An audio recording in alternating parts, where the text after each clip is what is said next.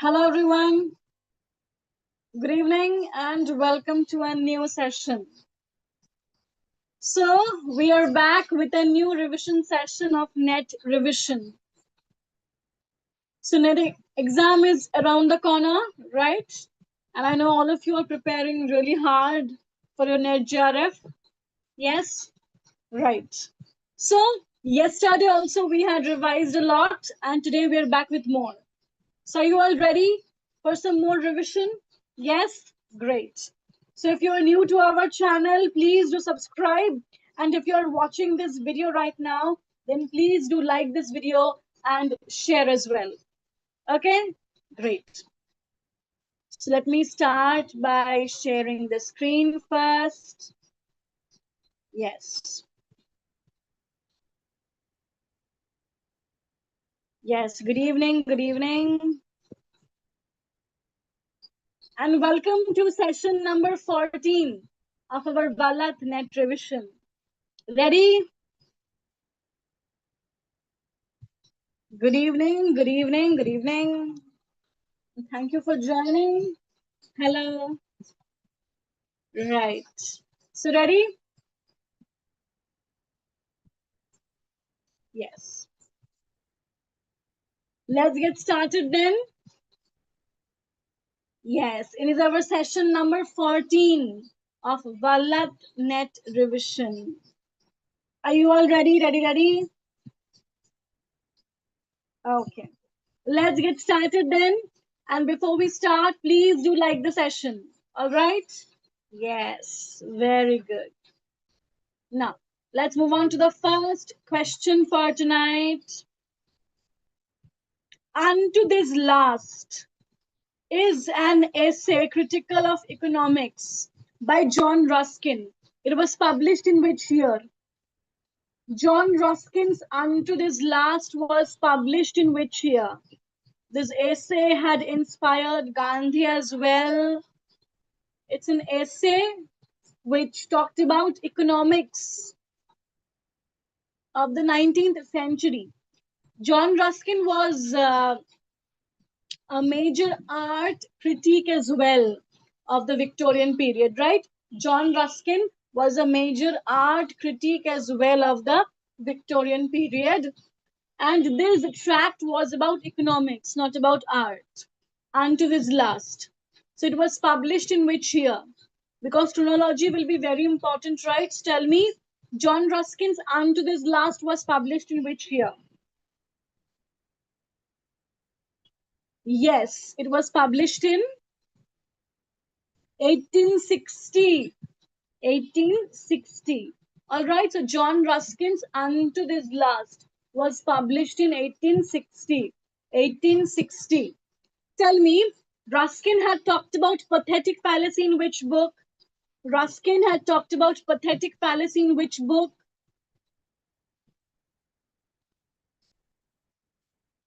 Say, John Ruskin had talked about pathetic fallacy in the book Modern Painters. Modern Painters. Modern Painters. Matthew Arnold and John Ruskin were supporters of Dash. Matthew Arnold and John Ruskin were supporters of Dash. They were supporters of art for life's sake. Art for life's sake. John Ruskin and Matthew Arnold supported art for life's sake. Okay, clear? Right, very good. Very good. Next. The Home and the World is a 1916 novel by Dash. In Bengali, we call it Ghore Baire. It is set against the backdrop of the Swadeshi movement. It is set against the backdrop of the Swadeshi movement. We have Nikhil. Yes. The Home and the World, Ghore and Baire. It is a 1916 novel by Rabindranath Tagore. Rabindranath Tagore. Home and the World is a 1916 novel by Rabindranath Tagore. Tagore got the Nobel Prize for which work? Tagore got the Nobel Prize for Gitanjali in 1913. In 1913. Gitanjali was published by whom? Gitanjali was first published by Macmillan. Macmillan. And who had written the introduction for Gitanjali? Who had written the introduction for Gitanjali? W.B. Yeats. W.B. Yeats had written the introduction for Gitanjali. It's a collection of songs by Tagore. Yes, very good, very good. Next, Diamond Dust is a collection of short stories by. Diamond Dust is a collection of short stories by. I can give you one clue. This is an Indian woman writer. It's an Indian woman writer. She got the Sahitya Academy Award. She got the Guardian's Prize.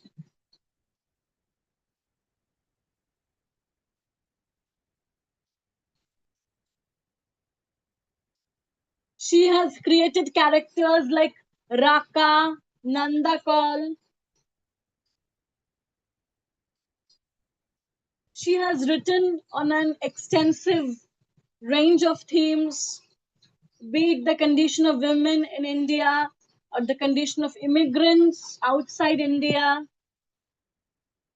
Yes, it is Anita Desai. Very good. Diamond Dust is a collection of short stories by Anita Desai. Diamond Dust is a collection of short stories by Anita Desai. Anita Desai got the Sahitya Academy Award for Fire on the Mountain. Fire on the Mountain. She got the Guardian's Prize for The Village by the Sea. The Village by the Sea. She created the characters Nandakal and Raka in the novel Fire on the Mountain. Fire on the Mountain. Please make it a point to revise the chronology of her novels. The chronology of her novels is very important. Starting from her debut novel, Clear Light of Day. Clear Light of Day, Fasting, Feasting, In Custody, okay? Fire on the Mountain, The Village by the Sea, Bye Bye Blackbird. All of these are very important works by Anita Desai. All right? So please remember to revise the chronology of Anita Desai's novels. And her short stories are also important. Diamond Dust is a collection of short stories by Anita Desai. All right? Yes, very good. Next. Dash was a British caricaturist and book illustrator, praised as the modern Hogarth during his life. His book illustrations for his friend Charles Dickens and many other authors reached an international audience. So here, as you can understand, we're talking about a particular illustrator. An illustrator who was very famous for his illustrations of the books of Dickens. He was popularly known as the modern Hogarth. Who was he? So you have to understand in NET, you can expect a wide range of questions.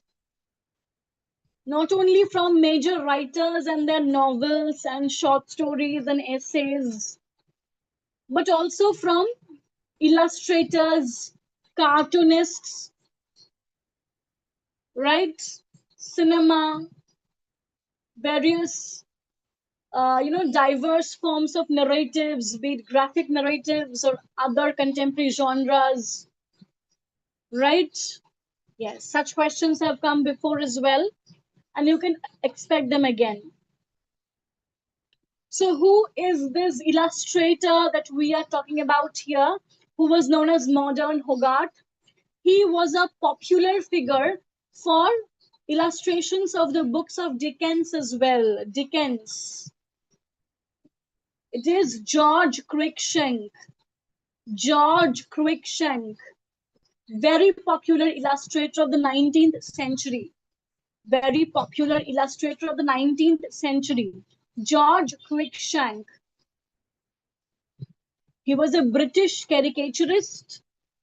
He was known as the modern Hogarth. And he got into fame, or he catapulted into fame for his illustrations of the novels of Dickens. Okay, got it? Very good. Next.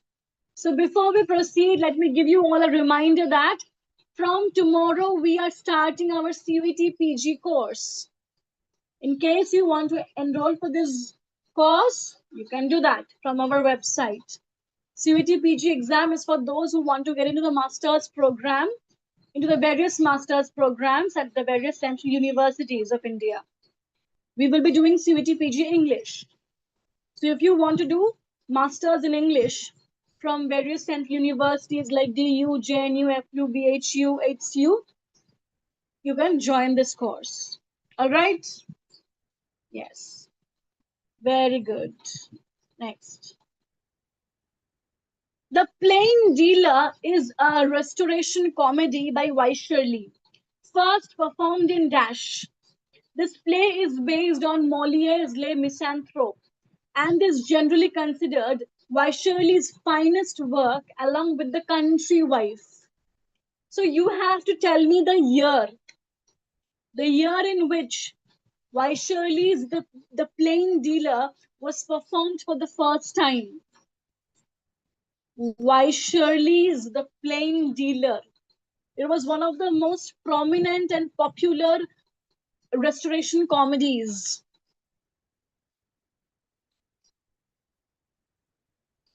Shirley's The Plain Dealer.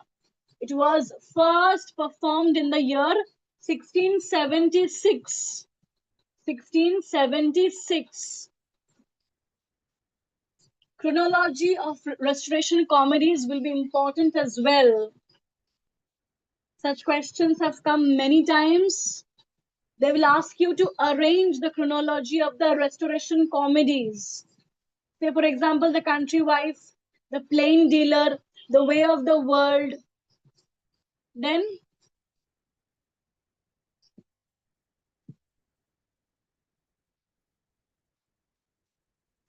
right? So, please make sure that you remember the chronology of these restoration comedies. The Plain Dealer by Shirley was first performed in 1676. 1676. All right. So please make sure that you revise the chronology of these comedies. Shirley's The Plain Dealer first performed in 1676. Okay. Please revise more. The Critical Review was a British literary periodical published from Dash. Again, chronology of British periodicals. Very, very important. At least one question can come from this area.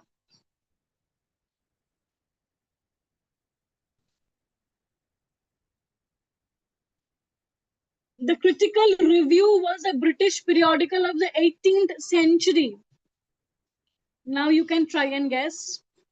The Critical Review was a British periodical of the 18th century. So tell me, it started its publication from which year?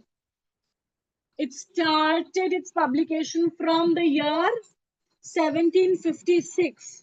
Please read about all the major periodicals of the 18th century. The Tatler, the Spectator, the Critical Review, the Guardian, the Rambler. Okay? So please read about all the major periodicals of the 18th century and revise their chronology thoroughly. So the Critical Review was a British literary periodical of the 18th century, and its publication had started from 1756. 1756. So please make it a point to revise all the major periodicals of the 18th century. Very important. Note down all the major periodicals of the 18th century, starting from the Tatler and the Spectator onwards. The Tatler, Spectator, Guardian, Rambler, Critical Review, and there are many more. Okay? The B. Remember the B? Yes, very good. Next. Speech Acts, an essay in the philosophy of language, is a work by philosopher John Searle that systematically analyzes speech acts, treating speaking as rule-governed behavior. It was published in which year? Today we have lots and lots of questions on chronology because chronology will be very, very important. And if you start leaving each and every question on chronology, you will end up losing lots of marks. And you don't want that, right? And it's a very major work. It's not a very uncommon work that people won't know about, right? All of these are major works, major periodicals, and major writers that we're talking about. So you should know the major things. You can't afford missing on them, right? Speech Acts, an essay in the philosophy of language. It's a work by philosopher John Searle that systematically analyzes speech acts, treating speaking as a rule-governed behavior. It was published in the year 1969. 1969. Speech Acts by John Searle, published in 1969. Very good. Next, T.S. Eliot's essay, Tradition and the Individual Talent, discusses the critical concepts of tradition and the impersonality of art. This essay was first published in which year? Very easy. So T.S. Eliot's critical essay, Tradition and the Individual Talent, it talks about many concepts, like the concept of tradition, impersonality of art. So this essay was first published in The Egoist in 1919. This essay was first published in The Egoist, another important magazine, right? So this essay was first published in The Egoist in 1919. In The Egoist in 1919. Tell me, in which essay T.S. Eliot talked about the concept of objective correlative? In which essay T.S. Eliot talked about the concept of objective correlative? In Hamlet and His Problems. In Hamlet and His Problems. He had said that Hamlet is an artistic failure because it lacks objective correlative. Right? He had said that Hamlet is an artistic failure because it lacks objective correlative. And what is an objective correlative? Objective correlative, according to T.S. Eliot, is a set of objects or situations or external factors which are used by an author to invoke certain emotions in the audience. So objective correlative refers to a set of objects or situations or external factors which are used by an author to invoke certain emotions in the audience. And according to Eliot, Hamlet is an artistic failure because it lacks objective correlative. And he talked about this in the essay Hamlet and His Problems.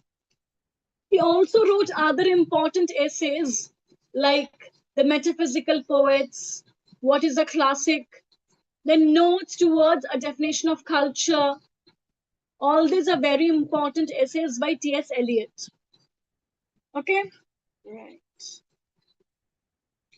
Season of Mists and Mellow Fruitfulness. Close bosom friend of the maturing sun.